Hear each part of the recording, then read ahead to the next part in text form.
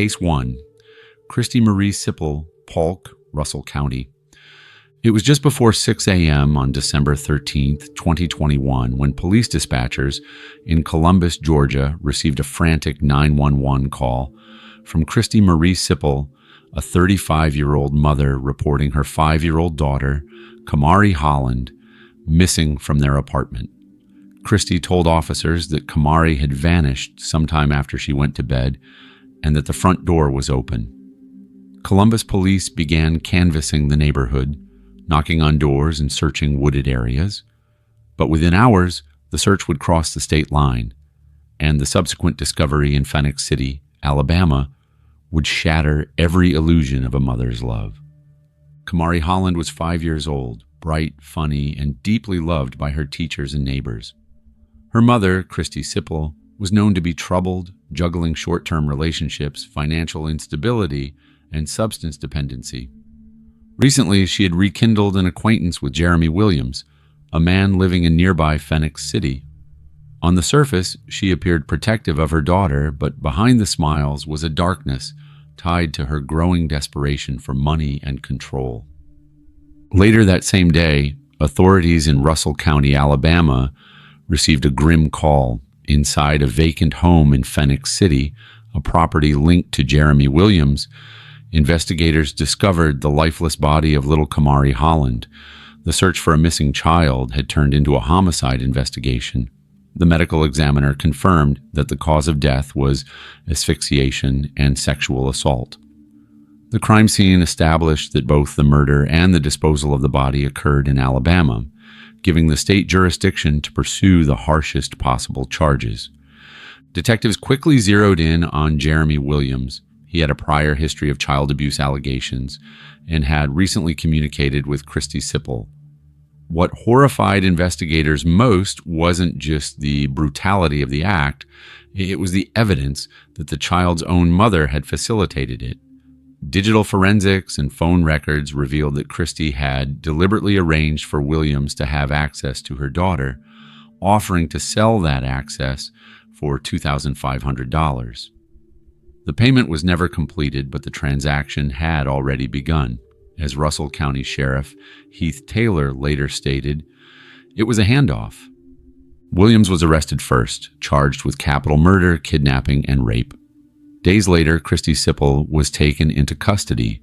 She was initially charged with capital murder and human trafficking of a minor, a rare combination reflecting the arranged sale of her child. Only weeks before her arrest, she had appeared on camera, crying and pleading for her daughter's return, a performance that would later haunt the community. Both defendants were prosecuted in Russell County Circuit Court, Alabama. In April 2024, Jeremy Williams was convicted on 4 counts of capital murder, including murder during rape and murder of a child under 14. He received 4 death sentences and remains on death row at Holman Correctional Facility in Atmore, Alabama. Kristy Siple's case followed a plea deal. In March 2024, prosecutors dropped the capital charge in exchange for her plea of guilty to human trafficking in the first degree. In July 2024, Judge David Johnson sentenced her to 20 years in the Alabama Department of Corrections. Kristy Siple is now serving her sentence at an Alabama State women's facility with no possibility of early release before 2042. The public outrage surrounding the case spread across Alabama and Georgia, prompting renewed calls for stricter monitoring of registered sex offenders and deeper legislative review of child trafficking statutes. Memorials for Kamari Holland appeared across Phoenix City, covered in pink ribbons and flowers, her favorite color. In the end, the tragedy of Kamari Holland was not a story of a stranger's violence, but of betrayal from within the home, a betrayal by the very person meant to protect her. As one investigator said in disbelief, it wasn't a monster who took her, it was her mother. Case 2. Sara Tapia Franco, Cullman County. It was the morning of October 12, 2019, when Cullman County dispatchers received a 911 call that would haunt them for years. A quiet, trembling woman's voice in Spanish told the operator, "My babies, they're not breathing." Deputies raced to a small duplex on a rural road just outside the city of Cullman, Alabama. What they found inside silenced even the most seasoned officers. In a small bedroom, 9-year-old Taylor Garcia and his little brother, 3-year-old Alvaro Garcia, lay side by side on a twin bed. Taylor still wore his Spider-Man t-shirt. Alvaro's tiny hand rested on his brother's shoulder. Both children bore deep ligature marks and cuts on their necks. Their mother, 35-year-old Sara Franco Tapia, sat on the floor nearby, rocking back and forth, whispering prayers through blood-stained hands. The Garcias were known in Cullman's small Hispanic community as a quiet, hard-working family. Taylor was bright and protective of his brother, often translating for their mother at school meetings. Alvaro followed him everywhere, laughing, curious, always holding a toy car. Neighbors described Sara as gentle, polite, and always tired. She cleaned houses, worked part-time at a poultry plant, and tried to rebuild her life after her husband's deportation left her alone with 2 children. The family had struggled with poverty and loneliness, but no one believed Sara capable of violence. That Saturday morning had begun like any other. Taylor had finished 3rd grade a few months earlier, and the boys were excited about Halloween decorations in the window. Around 5 a.m., neighbors heard faint music from the apartment, a children's cartoon theme. Then came a heavy silence. Minutes later, Sara called 911, her voice eerily calm. When deputies arrived, the front door was unlocked, and a note written in Spanish lay on the kitchen counter. It read, "Forgive me. I can't protect them anymore." Investigators pieced together what had happened. In the early hours before dawn, Sara had strangled her sons and used a kitchen knife to cut their throats as they slept. She later told detectives that she feared losing them to child services and believed she was saving them from a worse life. The Cullman County Sheriff's Office called the scene one of the most heart-wrenching they had ever witnessed. When she was taken to the hospital for minor injuries, Sara said softly, "They're with God now." She was charged with 2 counts of capital murder and held without bond. Over the next 4 years, the case moved slowly through the courts, while mental health professionals examined her repeatedly. Each report described the same mixture of depression, delusion, and crushing guilt. Prosecutors announced they would not seek the death penalty, saying life without parole was more fitting for someone whose crime was driven by despair rather than hatred. On March 15, 2024, Sara Franco Tapia stood before Judge Greg Nichols in Cullman County Circuit Court. With the help of an interpreter, she pleaded guilty to capital murder. The courtroom was silent as the prosecutor described how Taylor had been found shielding his little brother. The medical examiner's testimony made jurors weep. Even the bailiffs turned away. When Judge Nichols finally spoke, his voice cracked slightly as he said, "There are no words strong enough to express the sorrow of this act. These boys were innocent. They trusted the one person meant to protect them. He sentenced her to life imprisonment without the possibility of parole." Sara did not look up. She only whispered, "I am sorry." Today, she lives behind the walls of Julia Tutwiler Prison for Women in Wetumpka, Alabama. She rarely speaks, spends most days in the chapel, and has no visitors. Counselors say she still prays every night for forgiveness and often repeats her sons' names in Spanish before sleeping. The people of Cullman have never forgotten Taylor and Alvaro. Each October, teachers and classmates leave flowers and 2 toy cars near the steps of their old apartment. Churches hold vigils, candles flicker in the windows, and the names Taylor and Alvaro appear written in chalk on the sidewalk. The story of the Garcia brothers remains one of the most painful in Alabama's history, a tragedy born from love twisted by fear and despair.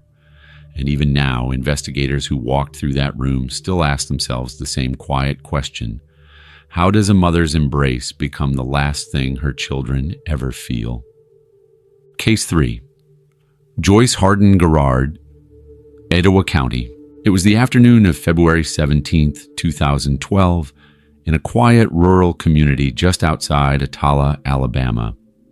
A 9-year-old girl named Savannah Hardin was gasping for air, stumbling across the yard of her grandmother's home while her grandmother stood watching with her arms crossed. For more than 3 hours, Savannah had been forced to run back and forth along a dirt driveway as punishment for lying about eating a candy bar. Her little legs buckled, her lips turned pale, and neighbors later said they heard her crying out, "I'm trying, Grandma, I'm trying." When she finally collapsed, the punishment didn't stop. The woman shouting at her, her grandmother, 65-year-old Joyce Hardin Garrard, kept telling her to get up. But Savannah never got up again.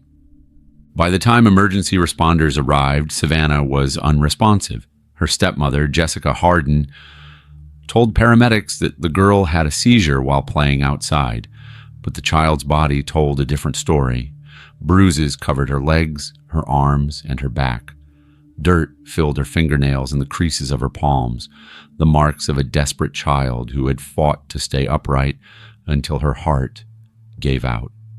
Doctors at Children's Hospital of Alabama confirmed the cause of death 2 days later: dehydration and exhaustion brought on by prolonged physical punishment. Savannah was a bright, kind-hearted girl who loved animals and wanted to be a veterinarian.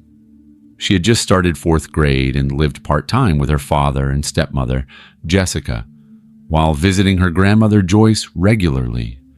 Her teachers described her as shy but cheerful, the kind of student who always volunteered to feed the class hamster. No one in the neighborhood imagined that behind the walls of that small white house on Lonesome Bend Road, a 9-year-old was being pushed past her limits in a twisted form of discipline. Investigators from the Etowah County Sheriff's Office quickly unraveled the truth. Witnesses reported that Garrard had screamed at Savannah to run until she learned her lesson, after catching her eating chocolate she wasn't supposed to have. A school bus driver and several neighbors later testified that Garrard had been seen timing Savannah with a stopwatch and shouting at her each time she slowed down. When Savannah finally collapsed, Garrard poured water on her head and dragged her inside the house before calling 911. The horror of it shook even the most stoic detectives. Sheriff Todd Entrican later said, "I've been in law enforcement for 30 years. I've never seen a punishment so cruel." Both Joyce Garrard and Jessica Hardin were arrested. Garrard was charged with capital murder, accused of intentionally causing the death of a child through torture. Jessica, the stepmother, faced lesser charges for failing to intervene. The trial began in 2015 in Etowah County Circuit Court, presided over by Judge Billy Ogletree. For the next 3 weeks, jurors listened to tearful witnesses describe Savannah's final hours. The prosecution painted Garrard as controlling and quick to anger, a woman obsessed with obedience and punishment. The defense argued that it had been an accident, that Garrard never intended to kill her granddaughter, but the evidence told another story. Hours of running, multiple witnesses, and a child whose body simply gave out. On March 20th, 2015, the jury returned a verdict of guilty of capital murder. When the clerk read the words aloud, Garrard showed no visible reaction. During sentencing, the prosecution asked for the death penalty, calling Savannah's death a slow-motion killing. The jury recommended death by a vote of 7-5, but Judge Ogletree overrode the recommendation, sentencing her instead to life imprisonment without parole. He said quietly, "This court has no doubt the punishment you inflicted was torture." Savannah's last moments were spent in terror and pain at the hands of someone she loved. Garrard was sent to Julia Tutwiler Prison for Women in Wetumpka. Less than a year later, in 2016, she suffered a heart attack and died behind bars. Jessica Hardin eventually pleaded guilty to aggravated child abuse and served a 3-year sentence. Savannah Hardin's death left deep scars in Alabama. Lawmakers revisited child abuse sentencing guidelines, and community organizations launched new campaigns to teach neighbors and educators to report signs of excessive punishment. A playground near Etowah was renamed in Savannah's memory, painted in her favorite colors, pink and white. Even today, the people of Etowah County remember the sight of that little girl running down a gravel road, desperate to please the person she trusted most. Her story is retold not just as a warning, but as a plea that love should never be mistaken for control, and that no child should ever have to run for their life in their own backyard. Case 4, Heather Leavell-Keaton, Mobile County. It began quietly in 2010, deep in the heart of Mobile, Alabama. Two small children, Natalie and Chase DeBlaze, lived in a modest apartment with their father, John, and his girlfriend, a young woman named Heather Leavell-Keaton. To neighbors, they seemed like an ordinary family. John worked odd jobs, and Heather, a quiet woman in her early 20s, often kept to herself. But behind the closed door of that small apartment, a slow and invisible nightmare was taking shape. It was a nightmare that would end with two tiny bodies buried in the woods and two parents standing accused of unimaginable cruelty. Natalie was 4 years old. She loved coloring and told her teachers she wanted to be a princess. Her baby brother, Chase, had just turned 3 and followed her everywhere. They were inseparable, bright, giggling children with the kind of innocence that made strangers smile. But for months before they disappeared, family members noticed bruises, changes in their weight, and distant eyes that seemed to hold secrets they were too young to explain. By the summer of 2010, the children were gone. No one saw them at daycare, no phone calls, no birthday pictures. When John's family asked where they were, he and Heather offered lies, saying Natalie was with her grandparents or that Chase was with friends. Each excuse bought them time, but not peace. It wasn't until December 2010 that police received the tip that would finally expose the horror hidden beneath months of deception. Acting on a lead, investigators from the Mobile Police Department searched a wooded area near Citronelle, Alabama. There, beneath the blanket of pine needles and roots, they found the skeletal remains of a small child. Tests later confirmed it was Chase. A second search, this time across the state line in Van Cleve, Mississippi, uncovered Natalie's remains. The discovery stunned both states. Two innocent children buried separately in two forests, discarded by the very people meant to love them. Detectives worked tirelessly to piece together the timeline of pain. They learned that inside that home, Heather and John had become partners in cruelty. Young neighbors said the children were often locked in a small closet as punishment. Investigators found evidence that they were starved, beaten, and bound with duct tape. Chase, the youngest, was sometimes left without food for days. Natalie was disciplined until she could no longer stand. In recorded interviews, Heather claimed she was afraid of John and didn't stop him, but prosecutors uncovered text messages and witness statements showing she took part in the abuse, even mocking the children as they cried. In March 2012, both were charged with capital murder. The trial that followed drew statewide attention. Photographs of Natalie and Chase, two smiling faces with big brown eyes, appeared on every news station in Alabama. In court, prosecutors laid out a chilling picture of methodical torture and control. The jury listened in silence as the medical examiner described bones fractured by repeated trauma, and a forensic pathologist confirmed both children died from starvation and asphyxiation. Heather showed little emotion. At one point, she leaned forward and whispered to her attorney, but her face remained blank as jurors wiped tears from their eyes. In 2015, the jury found Heather Leavell-Keaton guilty of capital murder for the death of Chase and reckless manslaughter for the death of Natalie. Judge Rick Stout addressed her directly before delivering the sentence, saying, "The only reason these children are not alive today is because of your indifference and cruelty." He sentenced her to death, making her the first woman in Mobile County history to receive the death penalty. John DeBlaze was convicted in a separate trial and also sentenced to death. Heather appealed, arguing she had been manipulated by John. In 2020, an appellate court ordered a resentencing after finding she wasn't given a chance to speak before her original sentence. But in January 2021, Judge Stout reaffirmed his decision. In December 2021, the Alabama Court of Criminal Appeals upheld her conviction and sentence, and in June 2023, the United States Supreme Court refused to hear her final appeal. Her death sentence now stands. She waits on Alabama's death row at Julia Tutwiler Prison for Women, one of only a handful of women facing execution in the state. Natalie and Chase never got to grow up. Their names are spoken softly in Mobile, where teachers and neighbors still leave small toys and flowers under a tree in their memory each year. The case sparked outrage across Alabama, leading to new calls for stricter child protection oversight and reforms to how social services handle suspected abuse. Investigators still describe the DeBlas case as the hardest of their careers.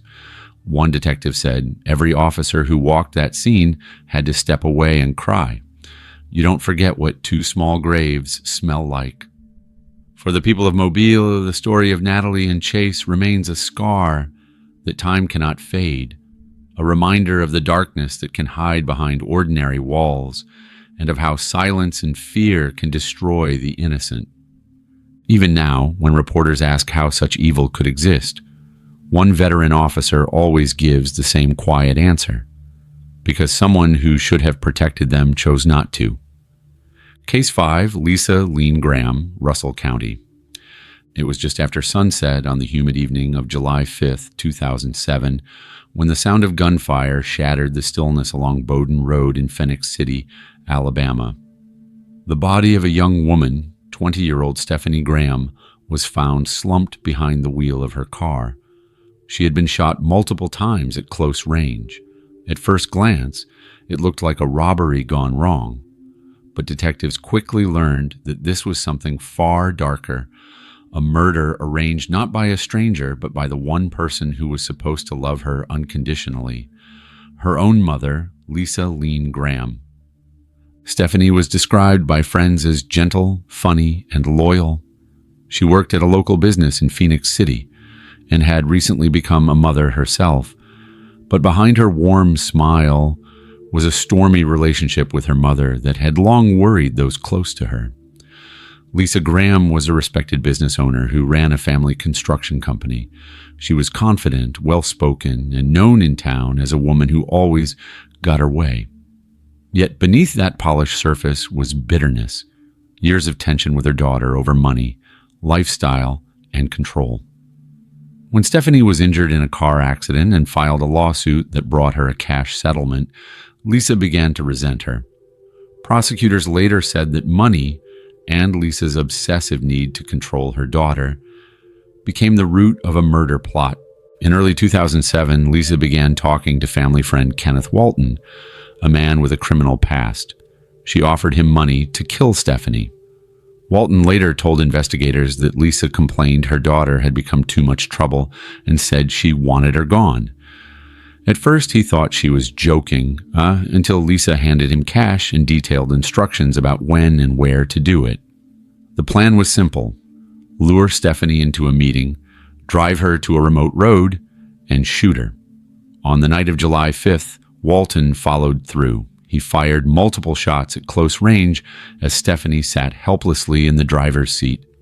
He then left her body on the side of the road and drove off into the darkness. The next morning, Russell County Sheriff's deputies launched a full homicide investigation. Within days, they had a lead. Walton's girlfriend came forward, telling police that he had confessed. When investigators confronted Walton, he broke down. In a chilling confession, he told detectives that he had been hired by Lisa Graham to kill her own daughter. "She gave me the gun, the money, and told me what to do," he said. The evidence lined up: phone records, cash withdrawals, and witness testimony. Lisa was arrested and charged with capital murder for hire. In court, prosecutors argued that greed, control, and cold calculation drove her to plot the death of her only daughter. The trial began in June 2014 in Russell County Circuit Court, presided over by Judge George Green.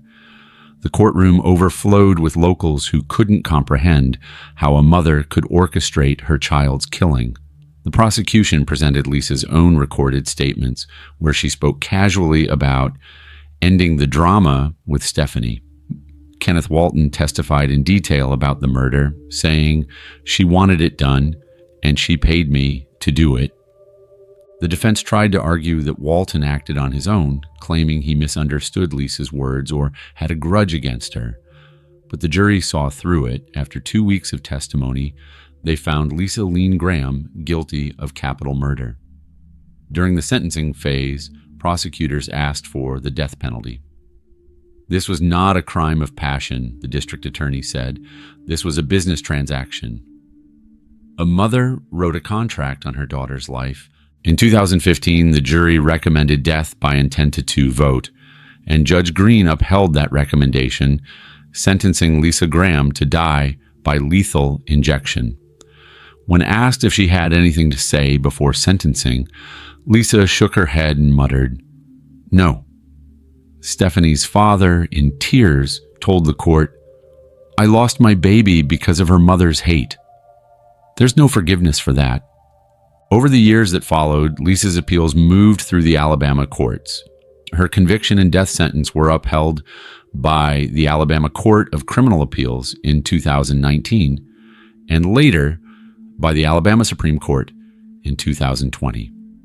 As of today, Lisa Leane Graham remains on death row at Julia Tutwiler Prison for Women in Wetumpka, Alabama, awaiting execution. She is now in her late 50s. The murder of Stephanie Graham left Phoenix City shaken. It wasn't just the brutality of the act, it was the betrayal that haunted everyone who heard the story. People who knew the Grahams said that Lisa seemed incapable of empathy, more concerned with appearances than remorse. At vigils held in Stephanie's memory, friends and family released pink balloons into the night sky, each carrying a small note with her name. Her young child, now raised by relatives, still visits a grave marked with a photo of Stephanie smiling, the same smile that was stolen by the one person she trusted most. The case became one of Alabama's most infamous examples of contracted motherhood, a parent turning a family dispute into an execution. In the years since, it has been cited in legal textbooks and true crime documentaries as a symbol of unnatural betrayal. To this day, prosecutors and investigators who worked the case say it changed them forever. One detective said softly, "You spend your life thinking a mother's love is sacred. Then you see a case like this, and you realize even love can be corrupted by greed." Case 6. Morgan Skye Thornton, Limestone County. It was the last week of July 2025 when a frantic 911 call shattered the stillness of Limestone County, Alabama. The voice on the line was trembling, a mother crying that her baby wasn't breathing. Deputies and paramedics rushed to the small apartment on Hines Street in Athens, but what they found inside was far worse than anyone could have imagined. On the floor lay a baby, just 5 months old, lifeless, bruised and cold, and standing nearby was the child's mother, Morgan Skye Thornton, 27 years old, her hands shaking as she claimed she didn't know what happened. The medics tried everything. Tiny compressions, a desperate attempt to restart a heartbeat that had already stopped, but it was too late. The infant was pronounced dead at the scene. At first glance, it seemed like another tragic case of sudden infant death. But something about the child's injuries made first responders pause. The baby's face was swollen, the ribs fractured, the bruises too old to be from a single fall. The lead paramedic quietly told the deputy, "This isn't accidental." What investigators would uncover over the next 48 hours would shake even the most hardened detectives in Limestone County Sheriff's Office. The autopsy confirmed blunt force trauma to the baby's head and torso. There were older injuries too, evidence of repeated abuse over time. In the words of Sheriff Joshua McLaughlin, "This child suffered." This was not a one-time moment of rage. It was a pattern. Neighbors later told police they had heard screaming in the apartment more than once. Some said they had seen Morgan outside, yelling into her phone while the baby cried for hours. Others said they had offered to help her, but she always turned them away. The father, who did not live in the home, told investigators he had been trying to gain custody of the child, but every time he came by, Morgan refused to open the door. When detectives questioned her, Morgan's story shifted again and again. She first said the baby rolled off the couch. Then she said she found him like that. But forensic evidence told a darker truth. The child had been beaten. Under the harsh lights of the interrogation room, Morgan sat silent for hours, her arms folded, her eyes blank. When confronted with the autopsy report, she whispered, "It wasn't supposed to happen like that." On August 1st, 2025, Morgan Skye Thornton was arrested and charged with capital murder of a child under the age of 14, Alabama's harshest classification of homicide. Sheriff McLaughlin, visibly shaken during the press conference, said, "We don't often say this, but this one breaks you. It's not just murder, it's betrayal by the person that baby trusted most." The district attorney confirmed the state would seek life imprisonment without parole, with the possibility of pursuing the death penalty pending grand jury review. As the case spread through local and national media, outrage poured in. Vigils were held outside the Limestone County Courthouse, where strangers brought baby toys, stuffed animals, and candles, a silent tribute to a life that barely began.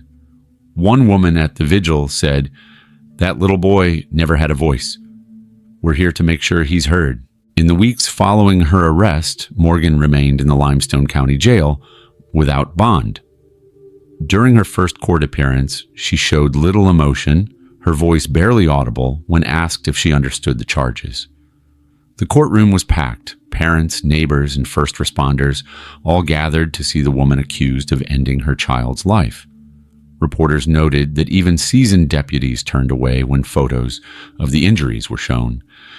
The baby's name has not been publicly released at the family's request, but his short life has already left an indelible mark on the community. Local sheriff's office launched an internal program to train officers to better identify early signs of child abuse, and several local churches began collecting donations for infant care charities in his honor. As of October 2025, Morgan Thornton's case remains pending before a grand jury, but prosecutors have made one thing clear: this will be pursued as capital murder, and the state intends to seek the maximum penalty. For investigators who have spent their careers in law enforcement, this case is one they can't forget.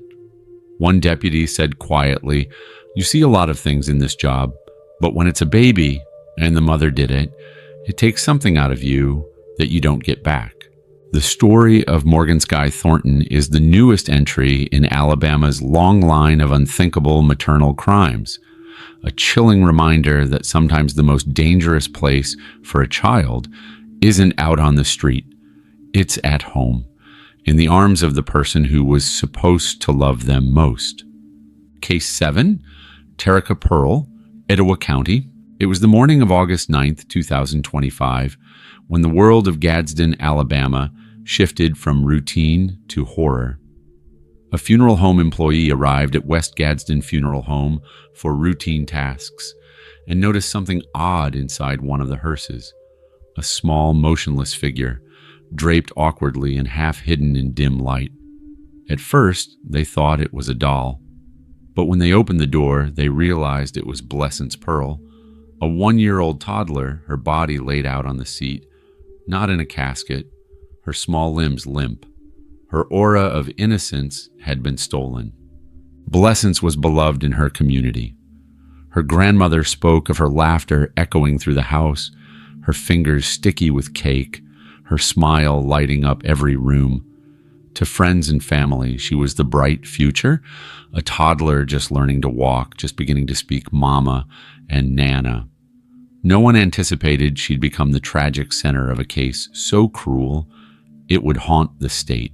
Within hours, police arrested Terica Pearl, 29, Blessence's mother. She's held in the Etowah County Jail without bond, charged with capital murder of a person under 14. During her preliminary hearing, Judge George Day Jr. read her rights and denied bond, as Alabama law prohibits bond in capital murder cases. Prosecutors allege Terica strangled her daughter using a thick robe string, later placing the lifeless body inside the hearse. Surveillance footage reportedly shows her walking early that morning, carrying Blessence in the direction of the funeral home at 2:30 a.m. Her body was later found inside the hearse roughly 2.5 hours later, with the rope string tied around her neck. Investigators also found matching rope fibers from a bathrobe she had in her car. During court testimony, one lead investigator pointed to white residue found on Blessence's feet, arms, hair, and back, suggesting she had been dragged or moved. That same robe string, with a broken seam, was tied around Blessence's neck. As the lead detective described those findings, Terica Pearl visibly wept in court, pressing her hand to her face, the weight of the moment crushing her composure. She later told investigators she had walked with her daughter to the funeral home, asking her, "Are you safe now?"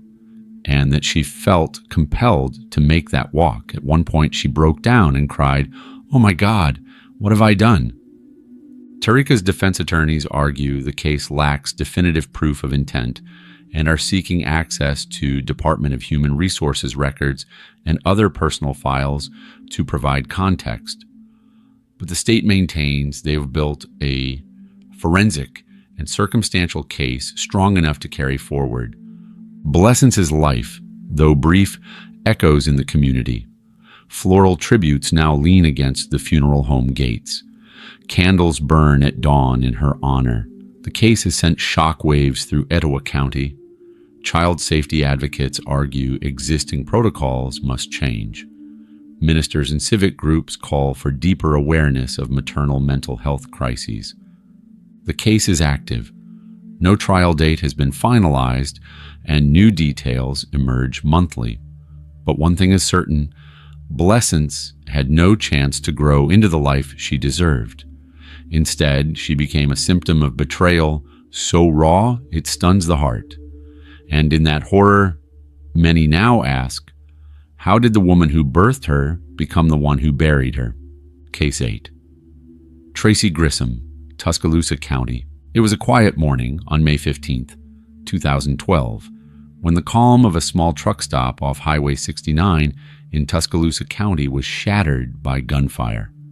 When police arrived, they found Hunter Grissom, 26, lying beside his truck, bleeding from multiple gunshot wounds. Standing nearby, still clutching a handgun, was his estranged wife, Tracey Grissom, trembling and covered in tears. "He ruined my life," she cried to officers. "I just wanted him to stop hurting me." Within minutes, she was arrested. But what followed was not a simple case of murder. It was one of Alabama's most morally complex trials, a story that forced the public to ask, was Tracey Grissom a battered woman who broke under years of abuse, or a calculated killer seeking revenge? Tracey's story began long before the gunfire. By her early 20s, she was a young mother, married to Hunter, a charming man with a reputation for being both outgoing and volatile. Their marriage quickly unraveled under allegations of abuse and infidelity. Tracey told friends that Hunter's temper terrified her. She said she was beaten, humiliated, and controlled, trapped in a cycle of fear that no one seemed able to stop. In 2010, she filed a police report claiming Hunter had sexually assaulted her. But Hunter was never convicted, and the accusations divided the community. Friends of his said Tracey was vindictive, while her supporters saw a woman struggling to survive. After their separation, Tracey tried to rebuild her life. She worked, raised her daughter, and avoided Hunter as best she could. But every court appearance, every custody hearing, every brief encounter reopened the wounds. On the day of the shooting, she told police she had gone to the truck stop to watch her new employee's job site nearby when she saw Hunter refueling his truck. She later said that seeing him triggered flashbacks of the assault. According to her testimony, Hunter looked at her, smirked, and made a vulgar gesture. Something inside her broke. She pulled her gun from the car, stepped out, and fired 7 rounds. The trial began in 2014 at the Tuscaloosa County Courthouse, presided over by Judge Brad Almond. The courtroom was packed, split between those who saw Tracey as a victim of domestic violence pushed too far and those who saw her as a vengeful woman who planned her ex-husband's death. The prosecution argued that Tracey had stalked Hunter, tracked his location, and shot him in cold blood. They played surveillance footage showing her car circling the area minutes before the shooting. They pointed to text messages where she expressed hatred toward him, saying she wanted him gone for good. The defense painted a different picture, a portrait of a woman shattered by trauma, failed by the system meant to protect her. They presented photographs of her injuries from prior abuse reports, and mental health experts testified about post-traumatic stress disorder and battered woman syndrome. Tracey herself took the stand, describing through sobs how years of fear, humiliation, and helplessness had broken something inside her. "I just wanted to stop being afraid," she said. The jury deliberated for hours. Some wept as they reviewed the evidence. Photos of Tracey's bruises, the autopsy of Hunter's body, the haunting 911 call where she said, "I didn't mean to kill him. I just wanted him gone." On August 7th, 2014, the verdict was read, guilty of murder. The courtroom fell silent. Tracey sobbed uncontrollably as Judge Almond sentenced her to 25 years in prison. In interviews afterward, jurors described their torment. One said, "It was the hardest verdict I've ever had to give. We believed she was abused, but we also believed she crossed a line she couldn't come back from." Tracey's story divided Alabama. Some saw her conviction as a miscarriage of justice, a woman punished for fighting back after years of abuse. Others saw it as a tragic example of vengeance mistaken for self-defense.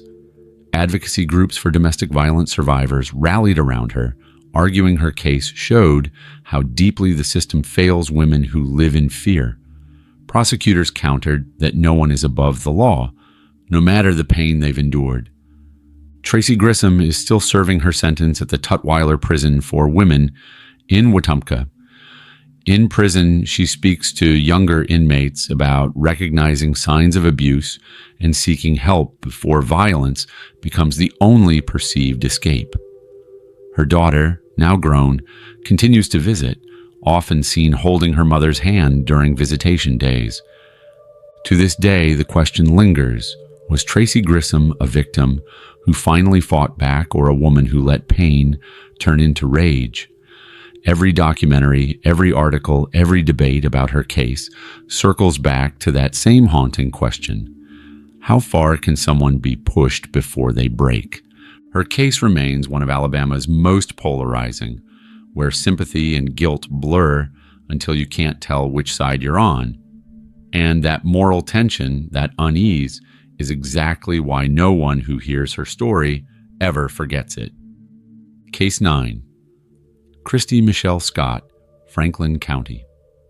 It was the early morning hours of August 16, 2008, when the quiet town of Russellville, Alabama, was shaken awake by the sound of sirens. A home on Posey Drive was engulfed in flames, the thick smoke visible for miles. Firefighters rushed in, battling the blaze that consumed nearly everything inside. As dawn broke, they made a horrifying discovery. Inside what used to be a little boy's bedroom, they found the small, lifeless body of 6-year-old Mason Scott, curled in a corner near his bed. The smell of burned wood and plastic filled the air, but even that couldn't mask the truth. This was no accident. At first, neighbors couldn't believe it. The fire had started suddenly, spreading fast through the single-story house. Mason's mother, Kristy Michelle Scott, stood outside, wrapped in a blanket, sobbing as she watched her home burn. She told firefighters she had tried to save her son but couldn't reach him through the flames. Yet something about her story didn't sit right. Her timeline shifted, her tone felt rehearsed, and as investigators sifted through the debris, they found something chilling: traces of accelerant near Mason's bed and along the hallway. This fire had been set deliberately. Mason was the center of Christie's world, or so everyone thought. He was a bright, curious boy with sandy blonde hair and a big heart. He loved toy trucks and spent his afternoons pretending to race them across the carpet. He was the kind of child who made friends everywhere he went. But behind closed doors, Christie's life was crumbling. Her marriage to Jeremy Scott was strained, her finances drowning in debt, and the walls were closing in. Then investigators discovered the detail that would change everything. Christie had taken out multiple life insurance policies on her son, worth tens of thousands of dollars. Prosecutors later revealed that Christie had planned the fire down to its smallest detail. They believed she sedated Mason before setting the blaze so he wouldn't wake up or try to escape. When firefighters found his body, there were no signs of struggle. He had died from smoke inhalation, likely never knowing what was happening. In the weeks before the fire, Christie had also discussed potential insurance payouts with a friend and filed claims for earlier fires that, in hindsight, now looked suspicious. Her trial took place in 2009 in Franklin County Circuit Court, and the courtroom was packed with people who had known and loved the Scotts. The prosecution painted Christie as a cold, calculating woman who saw her son's life as a payday. They showed the jury her insurance paperwork, the chemical traces from the fire scene, and her shifting statements to police. The defense argued that she was a grieving mother, misunderstood and broken by tragedy.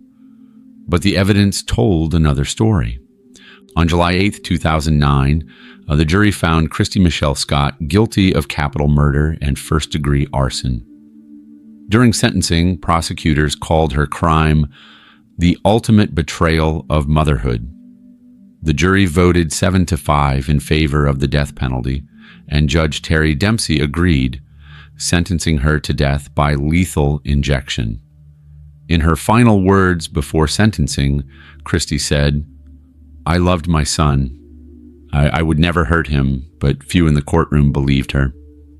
Mason's father, Jeremy, wept as he told reporters, "I lost my boy and now I have to live knowing who took him." The case remained in the headlines, however, when in October 2012, the Alabama Court of Criminal Appeals upheld her conviction, ruling that the evidence of intentional arson and financial motive was clear and overwhelming. That decision locked her fate and ensured her place among the few women on Alabama's death row. Today, Christie Michelle Scott remains at Julia Tutwiler Prison for Women, awaiting execution. Mason's memory lives on in Russellville. Each year, his father visits the cemetery, leaving behind a new toy truck and whispering, "This one's for you, buddy." The small memorial by his gravesite still draws quiet visitors who never met him, but were moved by his story. The murder of Mason Scott stands as one of Alabama's most haunting cases, a tragedy that exposes the darkest depths of greed and betrayal. A mother, trusted and adored, turned her love into profit and her home into a death trap. And for those who knew Mason, the cruelest thought remains. He went to sleep that night believing he was safe. Case 10. Peggy Sue Hall, Lauderdale County. The night of August 15th, 2019 began like any other in the quiet outskirts of Lauderdale County, Alabama. But before dawn, it would end in blood, betrayal, and the shattering of a family. Inside a small home on County Road 11, deputies discovered the body of Randall Steve Bobo, a hardworking father and tradesman, shot to death in cold blood. There was no forced entry, no sign of struggle, and no evidence of robbery. This was personal. What no one could have imagined was that the person responsible for orchestrating Randall's murder was someone he had once loved, his ex-wife, Peggy Sue Hall, and that she had turned their own son, Randall Cody Bobo, into her weapon. Randall Bobo had been a simple man with simple dreams, a steady job, a home to call his own, and time spent fishing with his son. Those who knew him said he had a gentle heart and never turned his back on family, even after his marriage to Peggy fell apart. The two had shared years of tension, financial disagreements, jealousy, and resentment that never truly died after their divorce. Still, Randall tried to maintain peace, especially for Cody's sake, but beneath that uneasy truce, Peggy Hall was seething. What began as bitterness slowly curdled into something far darker. Investigators would later learn that Peggy had spent months plotting her ex-husband's death. She told friends she couldn't take him anymore, claiming that Randall was abusive and that she needed to get rid of him. But behind her words lay something colder: greed and control. She wanted his assets, his insurance payout, and a final twisted form of revenge. And in her plan, she would use the one person Randall still trusted, their son, Cody. Prosecutors would later describe how Peggy began grooming her son to hate his father. She whispered poison into his ear, twisting every story, feeding every grudge, until she had convinced him that killing Randall was not just necessary, it was right. Text messages recovered from Peggy's phone showed her manipulating Cody's emotions, pushing him closer to the unthinkable. She assured him that she would take care of everything. On that August night, the plan was carried out. Randall was at home, unaware that death was coming from inside his own family circle. When the gunshot echoed through the house, it marked the end of his life and the complete destruction of the family he'd tried to protect. When police arrived, Peggy played the role of a concerned ex-wife, claiming she had no idea what had happened. But detectives quickly uncovered the truth. The evidence trail, her communications, financial motives, and Cody's emotional breakdown during questioning led directly back to her. Peggy Hall was arrested and charged with capital murder and conspiracy to commit murder.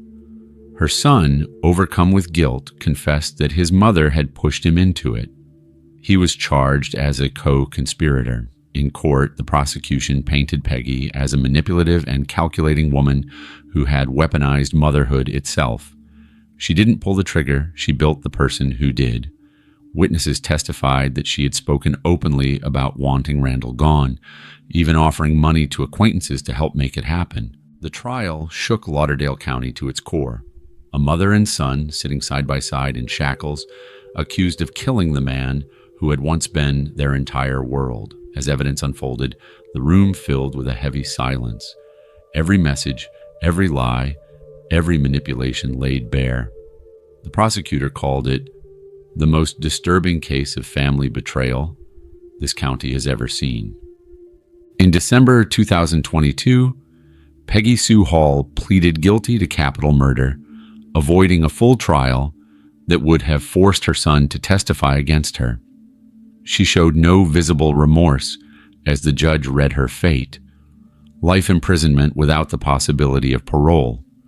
Her son, Randall Cody Bobo, pleaded guilty to conspiracy to commit murder, and in 2023 was sentenced to 20 years in prison, split to serve 5 years behind bars and the rest on supervised release. During sentencing, Judge Gilself looked directly at Peggy and said, "You didn't just take a man's life, you took your son's future with it." Today, Peggy Hall remains behind bars at Julia Tutwiler Prison for Women, serving out her life sentence. In Lauderdale County, her name has become synonymous with betrayal. A mother who turned her own child into a killer and destroyed everything that once made them a family. Friends still visit Randall Bobo's gravesite, leaving flowers and crosses. They remember him not for the way he died, but for the life he tried to live. Honest, forgiving, and loyal, even to those who would ultimately betray him. One friend said softly, "He loved them both until the day he died. He never saw it coming, And that may be the cruelest truth of all. Evil didn't come from a stranger that night. It came from the one person who had once promised to love him forever. Case 11, Amy Bishop, Madison County. It was a Friday afternoon, February 12, 2010, when the quiet halls of the University of Alabama in Huntsville turned into a scene of terror. Inside a biology department conference room, faculty members sat around a long oval table discussing budgets and research assignments. Then, without warning, the sound of gunfire shattered the calm. 6 professors hit the floor. 3 would never get up again. The shooter was one of their own, Dr. Amy Bishop, a Harvard-trained neurobiologist, a tenured professor, and the mother of 4 children. That day, she had walked into the meeting with a 9mm pistol hidden in her purse. When the department chair began reading out assignments, Bishop stood up, pulled the gun, and started firing methodically across the table. Eyewitnesses said she didn't shout, didn't hesitate, just aimed and pulled the trigger, moving from colleague to colleague in silence. Within seconds, the room was covered in blood and chaos. The victims, Dr. Gopi Padilla, Dr. Maria Ragland Davis, and Dr. Adriel Johnson Sr., were respected scholars and beloved mentors. Dr. Padilla had once defended Bishop's tenure, believing she could turn her brilliance into good. Dr. Ragland Davis was known for mentoring young women in STEM, and Dr. Johnson, a father himself, had spent decades teaching with compassion and integrity. Their loss tore through the university like a storm.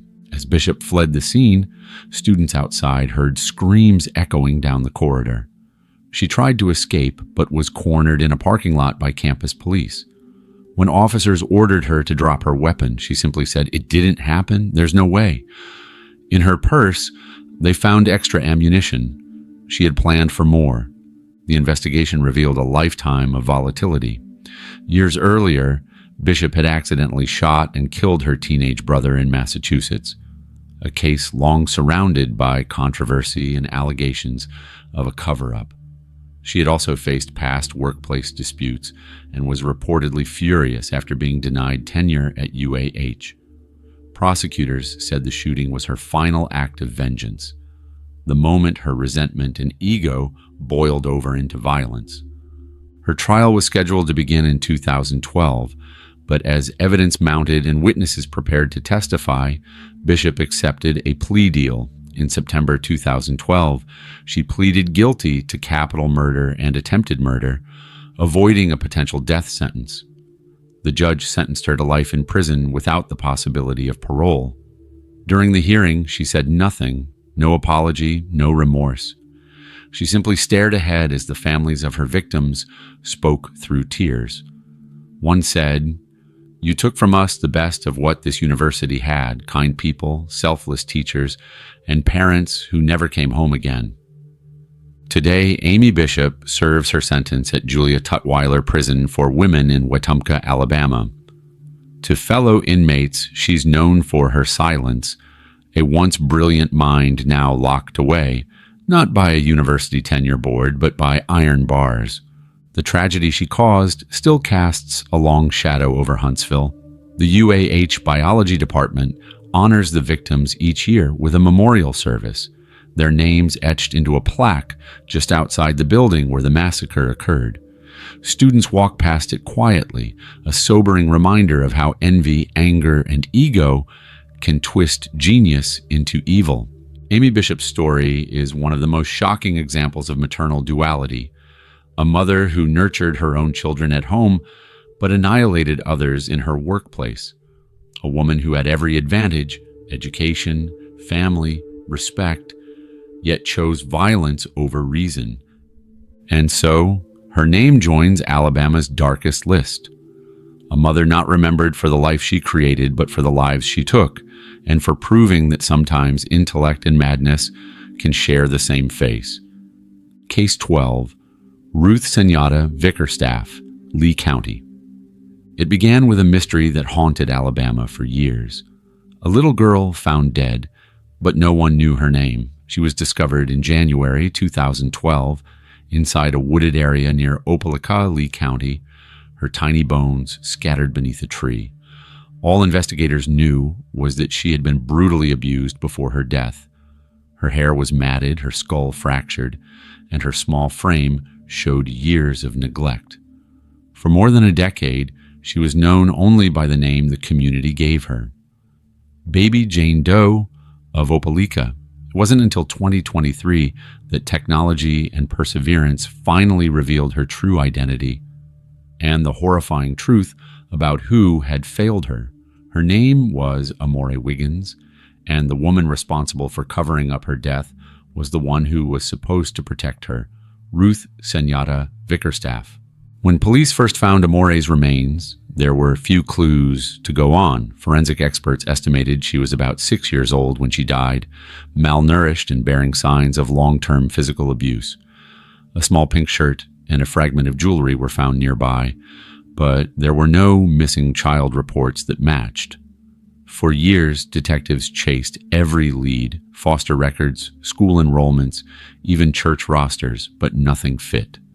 Meanwhile, Amore's skull sat in evidence storage, a silent reminder of a child forgotten by the world. Then, in 2022, a breakthrough came through genetic genealogy, a technology that had already solved dozens of cold cases across the country. Using DNA extracted from Amore's remains, investigators built a family tree that led them to a woman in Maryland, Ruth Vickerstaff, and her husband, Lamar Vickerstaff Jr., a U.S. Navy veteran. The couple had a dark secret. Lamar was Amore's biological father. Ruth, his wife, was her stepmother. They had last been seen with the child years earlier in Montgomery, Alabama. Around the same time, Amore disappeared from school records and social services databases. When investigators confronted Ruth and Lamar in 2023, the story unraveled piece by piece. They admitted that Amore had never been enrolled in school, never received medical care, and had been kept hidden from her biological mother. Neighbors recalled that Ruth was often cruel to the girl, screaming at her, locking her in her room for hours and hitting her for the smallest mistakes. When Amore died, likely in late 2011, Ruth and Lamar didn't call police. They didn't seek help. Instead, they disposed of her body in the woods and moved on with their lives as if she had never existed. The discovery stunned Alabama and the entire nation. For more than 10 years, the child no one could identify had a name, a face, and a story. The local community that had once buried her under the name Baby Jane Doe came together to hold a second memorial, this time marking her grave with the name Amore. The meaning was heartbreaking, love, the one thing she had been denied in life. Both Ruth and Lamar Vickerstaff were arrested in January 2023. Lamar was charged with felony murder, and Ruth was charged with failure to report a missing child, a felony under Alabama law. Though her charge was lesser, prosecutors emphasized that Ruth's silence and neglect had allowed Amore's abuse, and ultimately her death, to go unnoticed for years. She had lived with that secret while the world searched for the little girl she had left to die. In court, Ruth appeared quiet, her expression blank as prosecutors described the condition of Amore's body and the years of torture she had endured. She offered no apology, no tears, no acknowledgement of what she had done. During the hearing, the presiding judge called her behavior inhuman, saying, "A mother's duty is to speak for her child.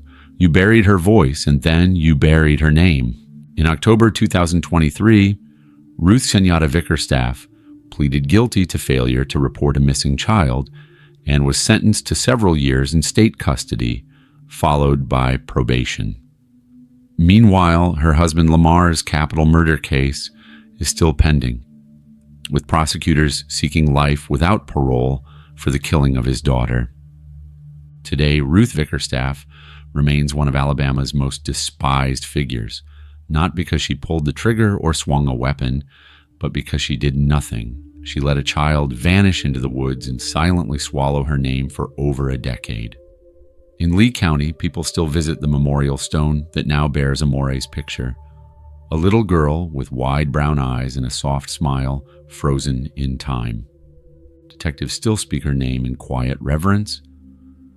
She was loved by strangers before she was loved by her family, one investigator said. We gave her a name because her own mother never got the chance. The story of Amore Wiggins is more than just a case. It's a tragedy of silence and neglect. And for Ruth Cenyatta Vickerstaff, it stands as a lifelong reminder that sometimes evil isn't loud or violent. Sometimes it's the quiet act of doing nothing while an innocent child fades away. They were meant to protect, not destroy. As the stories of these 12 Alabama mothers draw to a close, one truth echoes louder than the rest. Evil doesn't always wear a stranger's face.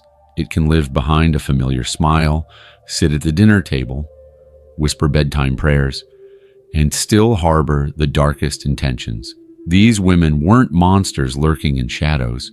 They were mothers, caretakers, nurturers, who chose destruction over love, vengeance over mercy, and silence over the cries of their own children. Each story reminds us how fragile the line is between devotion and obsession, between protection and control. From Cullman to Russell County, from Franklin to Lee, every case tells a different chapter of the same heartbreaking theme, that when love turns toxic, no home is safe and no bond is sacred. The lives lost, children like Mason Scott and Kamari Holland, sons and daughters betrayed by those meant to protect them, deserve more than to be remembered as victims of horror. They should be remembered as warnings, as voices that speak for every child who couldn't. And that's why these stories matter. Because every time we say their names, every time we confront these uncomfortable truths, we shine light into the places where silence once lived. We remind the world that justice doesn't stop at a sentence. It begins with awareness. If this story moved you, don't let it end here. Take a moment to like this video, subscribe to the channel, and share these stories so that the lessons behind them reach as far as the pain once did. Let's build a community that stands for awareness, compassion, and protection, because no child, no spouse, and no innocent soul should ever become a headline like these again. This is Unforeseen Fates, where the truth is never forgotten, and every voice, no matter how small, finally gets to be heard.